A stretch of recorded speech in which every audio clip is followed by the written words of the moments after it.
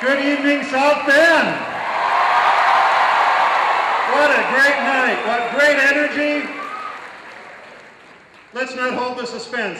Today, I endorse Senator Barack Obama for President of the United States of America. Yes, we can. Yes, we can. Yes, we can.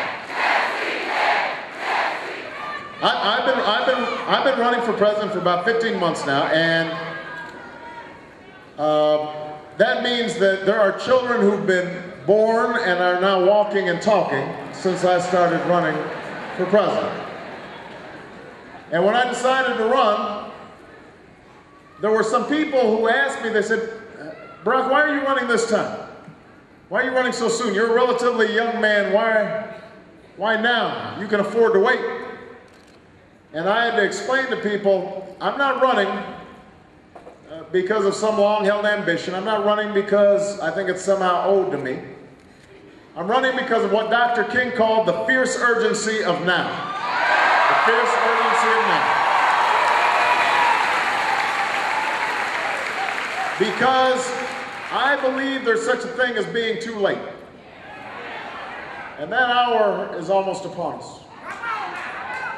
Now, we just had hearings yesterday in Washington with General Petraeus and Ambassador Crocker about a war that has now lasted longer than the First World War, the Second World War, the Civil War.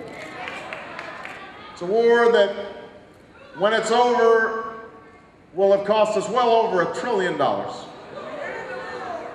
More tragically, it's cost us thousands of lives. Thousands more grievously injured.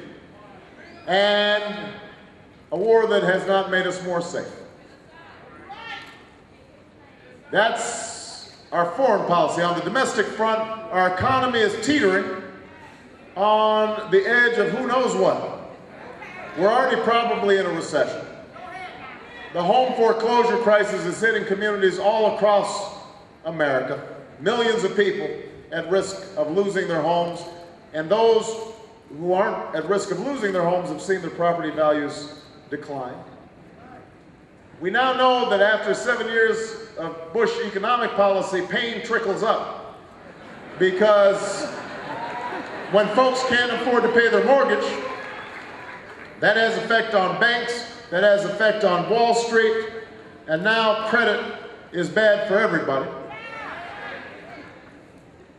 But even before it hit Wall Street, people all across the country understood what was happening. They were working harder and harder just to get by. So, we can't afford to wait. We can't wait to fix our schools. We can't wait to fix our healthcare system. We cannot wait to provide good jobs and good wages to Americans. We can't wait to free ourselves from our dependence on foreign oil. We can't wait to bring this war in Iraq to a close. We cannot wait. And that's why I'm running for President of the United States of America.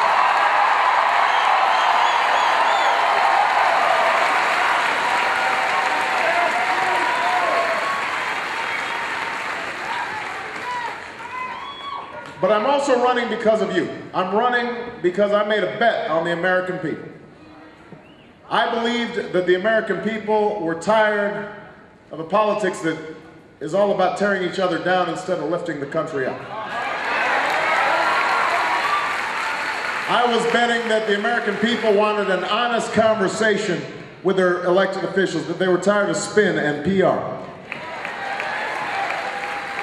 And I believed that change in America doesn't happen from the top down, it happens from the bottom up.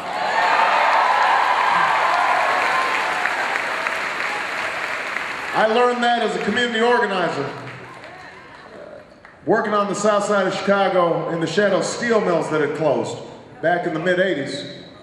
And I worked with churches to set up job training programs for the unemployed and after-school programs for youth. And it was hard work, but it was the best education I ever had because it taught me ordinary people can do extraordinary things when they are given an opportunity, when they are working together, when they're unified.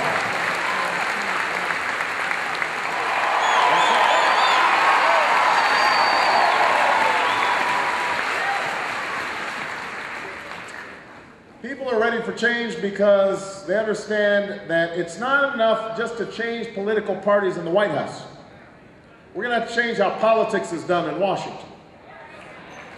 Now, this is a difference that I have with Senator Clinton. Senator Clinton's a capable, smart person, but she doesn't seem to see a problem with the dominance of lobbyists and special interests in Washington. But if you think about the problems that we're facing, most of the problems are not because we don't have some good answers.